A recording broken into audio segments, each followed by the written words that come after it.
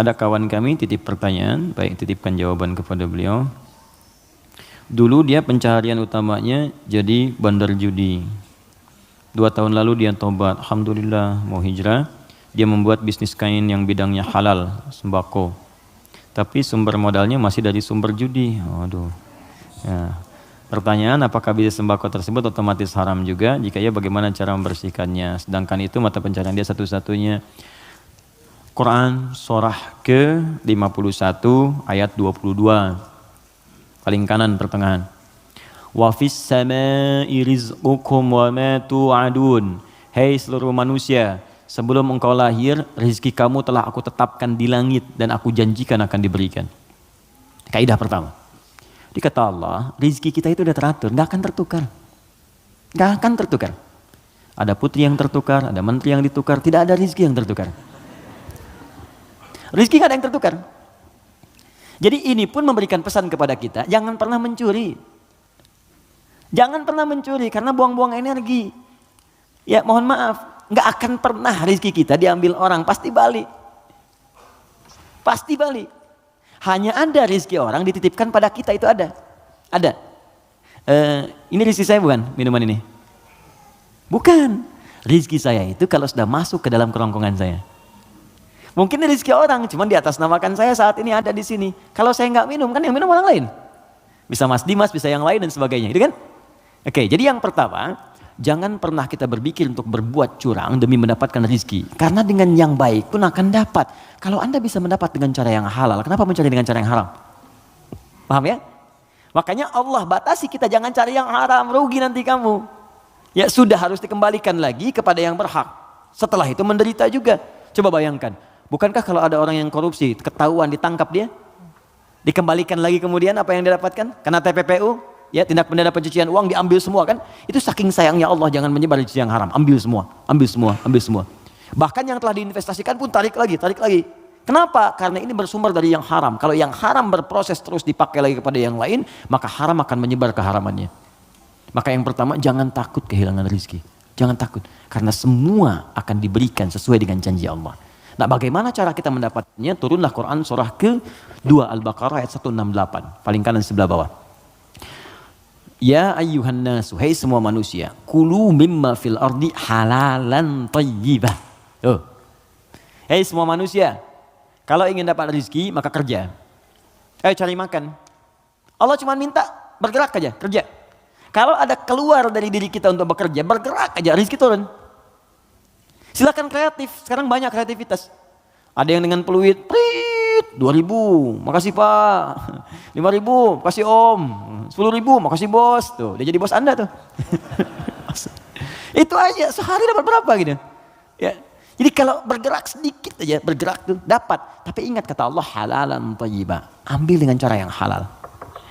Nanti yang halal itu, kalau Anda dapatkan, thayyibah, cari yang dibutuhkan. Ini yang kedua, ini yang sering banyak salah.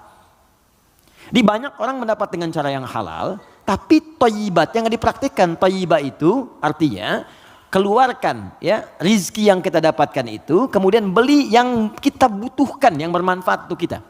Di pola konsumtif itu kata Al-Quran, kalau mau benar-benar yang dibutuhkan bukan yang diinginkan. Gak setiap yang diinginkan itu mesti didapatkan, beban hidupnya tinggi nanti. Ya ini, kalau haus butuh apa? Minum, jadi minuman yang ada kan kita bisa minum. Kadang karena orang selalu menginginkan yang tidak ada, jadi berat tantangannya. Karena rumus fisika juga begitu. F1 sama dengan F2, gaya gerak sama dengan gaya dorong.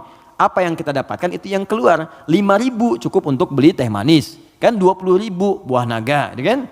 Nah tapi ingat, kalau Anda punya 5.000, tapi pengen yang 20.000, maka rumusnya berubah jadi hukum Pascal. F berbanding lurus dengan P. Gaya berbanding lurus dengan tekanan. Semakin banyak gaya, semakin tertekan hidupnya. Poinnya. Kalau gaya Anda begitu ya susah hidupnya. Makanya Quran katakan gaya itu disesuaikan dengan pendapatan. Apa yang didapatkan, cari yang dibutuhkan. Gak semua yang pengen mesti dibeli. Nasi goreng Kebon Sirih yuk jam 11. Anda tinggal misalnya di Bekasi, pengen ke nasi goreng Kebon Sirih. Paksain padahal yang keliling banyak gitu kan. Kejar sampai ke sana macet-macetan.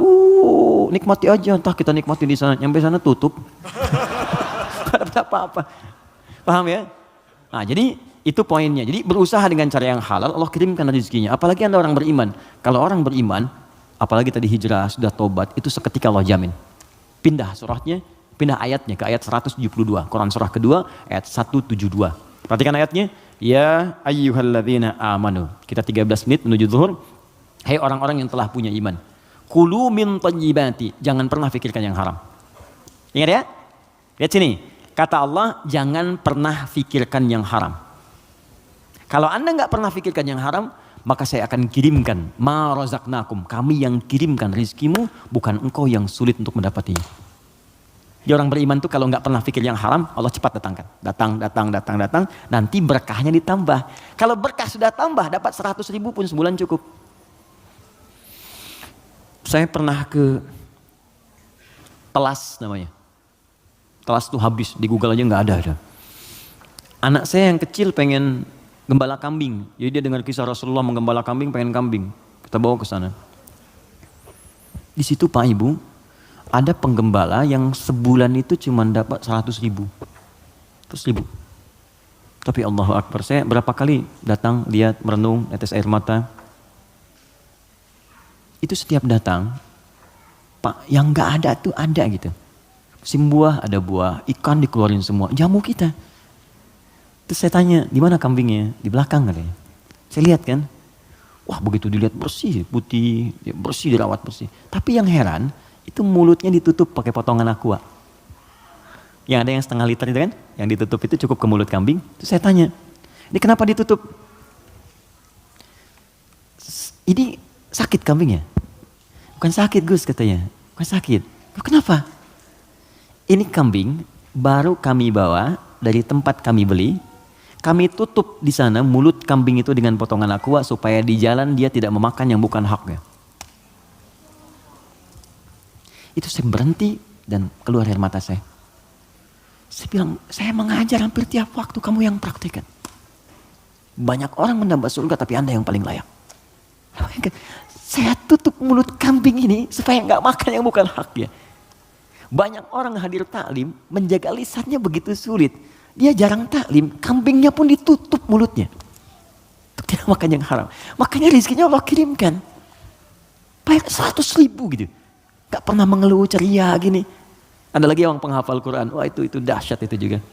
Jadi kalau Anda kunjungi, istrinya akan berkata, Alhamdulillah ya Allah Ustaz, Allah tuh baik sekali. Abi diberi rezeki banyak banget. Banyak tuh sebulan dapat 500.000. Banyak banget. Kalau Anda kunjungi itu ikan keluar, buah keluar. Apa kerja istrinya? Ngambil suluh di sawah, duduk, bikin, nyiapin ini. Tahu Anda? Istrinya hafal Quran 7 riwayat. Suaminya 30 juz. Anak-anaknya hafal Quran semua.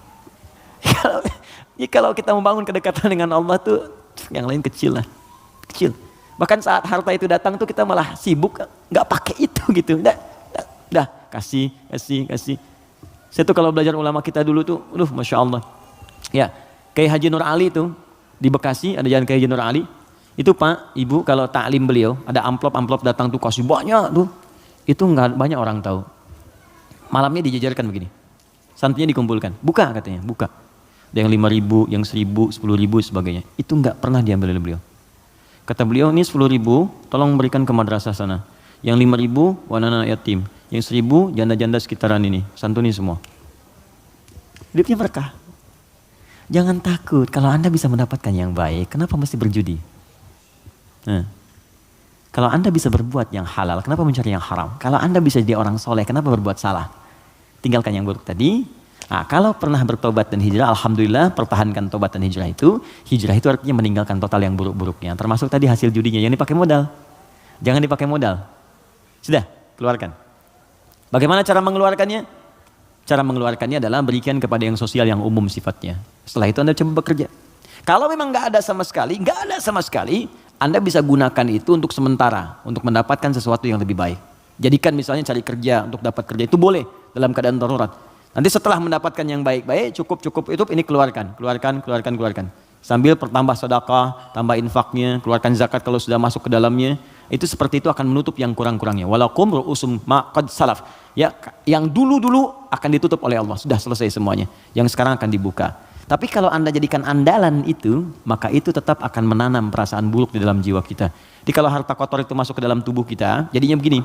Quran surah 6 ayat 25. Wa fi adhanihim waqra. Dia akan beredar dengan darah. Kalau masuk ke telinga jadi daging, dia akan menutup sumber kebaikan. Kalau ke mata, awas. Wa ala absarihim ghishawah, akan menjadi penghalang. Nanti kalau masuk ke dalam tubuh kita, fi qulubihim marad, ada penyakit, maka lengkaplah khatamallahu ala qulubihim wa ala sam'ihim wa ala absarihim ghishawah. Kalau dimakan oleh keluarga, maka jadi bara neraka nantinya. Andanya mungkin merasa biasa, anak-anak mulai sulit diingatkan sholat, mulai sulit baca Al-Quran, mulai sulit menghafal dan sebagainya. Maka saran saya, kita doakan, kemudian kita support, jangan jadi cerita. Siapa teman kita itu? Yang konsultasi kepada kita, doakan, Anda apa support? Makanya persaudarakan. Saya tuh bingung, orang Islam sekarang hidupnya masing-masing, kenapa sih? Kenapa nggak bersaudara? Nabi itu kan mempersaudarakan. Khazraj dengan Aus. Ini saya pengen juga kajian musyawarah, teman-teman cobalah mengenal satu dengan yang lainnya. Terus saling support.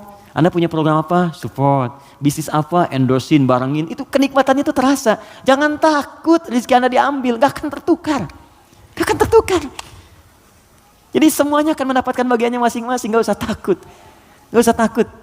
Ya, ustadz-ustadz juga demikian tuh. Jalan, saling bagi, mengajar, melengkapi dan sebagainya. Itu saya sarankan seperti itu. Jadi yang bertanya ini kalau ada kesulitan kita respon. Mungkin dititipkan kepada kita, mungkin kita bisa memberikan solusi.